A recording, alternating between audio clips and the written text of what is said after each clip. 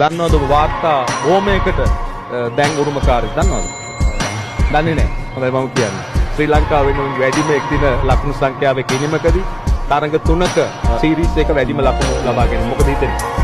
අතරම ගොඩක් සතුටුයි මං යන ඉතින් මං හිතනවා මගේ මානසික ප්‍රතිඵලයක් කියලා. ඉතින් මට උදව් කරපු හැමෝටම ස්තුතිවන්ත වෙනවා.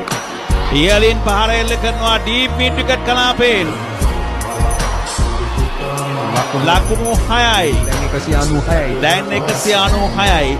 ද්විත්ව ශතකයේ ලබා ගැනීම සඳහා ලකුණු 4ක්. ද්විත්ව ශතකයේ ලකුණු 4ක් පිටුපස. බඳුව ස්ථානගත කළා. ලකුණු 4ක් විය යුතුයි.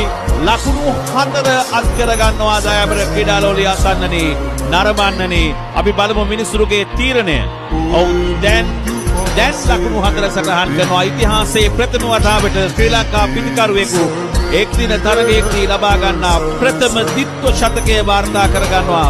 පැතුම් නිසං අනර්ග පිටිකරණයක්, විශිෂ්ට පිටිකරණයක්.